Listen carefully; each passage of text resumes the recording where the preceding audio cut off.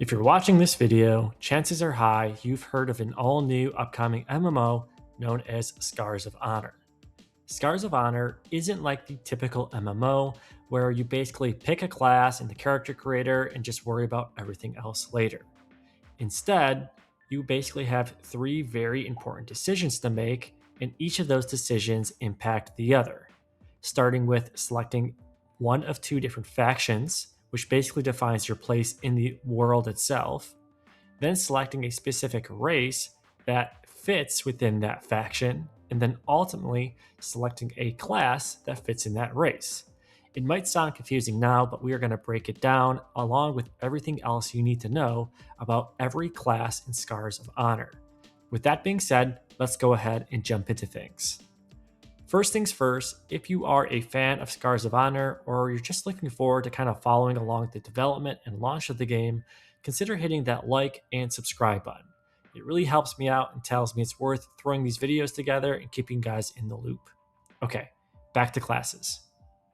Before we even get to the race or class of your character, the very first thing you have to do is choose your faction.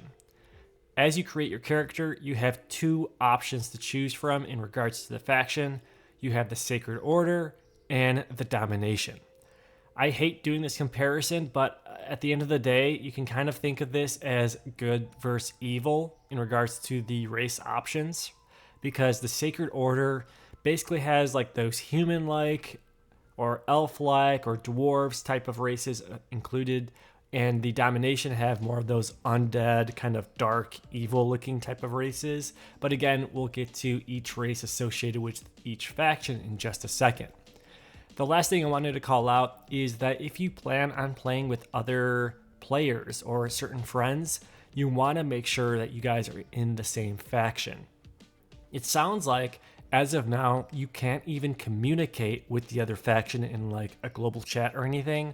So again, the overall amount of communication between these factions are limited to non-existent. But the combat will be pretty heavy because there will be PvP areas where it's like one faction against the other. So keep that in mind as well. But long story short, if you plan on playing with a bunch of friends, make sure you guys are all on the same faction. Once you actually have a faction, you will then see that there are certain races associated with each of these factions. So for the Sacred Order, you've got these four. You got the human, the sun elf, the dwarf, and the baron. And the Domination has the orc, infernal demon, undead, and Gronthar. So again, lots of options in regards to each of these different factions. But the race truly will have probably the largest visual impact on your character. So make sure that you choose wisely based on what you think you want your character to portray as. And again, it's impossible to be a dwarf in the Domination, for example, or a infernal demon as a Sacred Order member. So again, make sure you choose wisely because the faction impacts the race. And then finally, we get to the fun stuff, which are classes. Once you select a specific race, you will have a set amount of classes that fit under this race category. So for example, let's say I select a Baron. These are the different class options I can play as within this race in this faction. So again, you may be a little bit limited in regards to which class you can play as under a certain type of race. So it all works together, and you want to make sure that you choose wisely to make sure that you're in the right faction to play with your friends and other players that you want to play with. You're in the right race to have that correct kind of visual appearance and just background lore for your character. And then ultimately your class, because these classes will impact the skill tree and basically the combat and gameplay that your character will have throughout its life. So again, lots of different systems in regards to the class system itself, but it all works together, so it is very important to understand what goes where and kind of like the overall impact that each of these decisions have ultimately on selecting your class. What's interesting too is that there are certain classes that may only be limited to one race within a faction.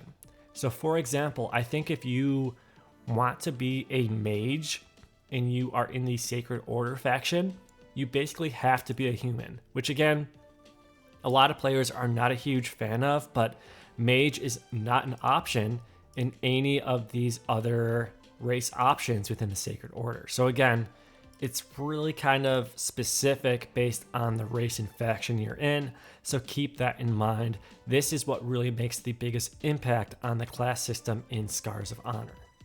Once you actually select your class, that's where the real fun starts. Every class in Scars of Honor has a unique skill tree, and let me tell you right now, these skill trees are very, very in-depth and customizable, allowing you to basically select different skills, abilities, and passives to support the gameplay you actually enjoy playing.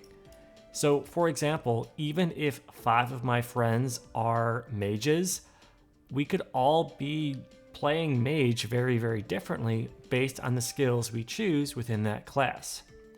Even if I make a unique skill tree and share it with a friend and they copy it 100%, there still are some options and layers of build customization that will make me and my friend play a little bit differently.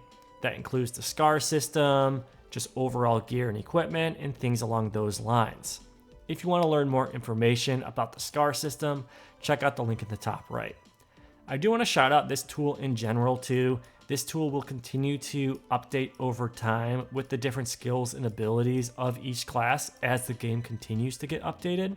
But be sure to check out sohbuilds.com. They, again, are constantly being updated with the latest and greatest information, and it's just a nice resource to take a look at some of the different skills that you may want to play around with once you jump into each class.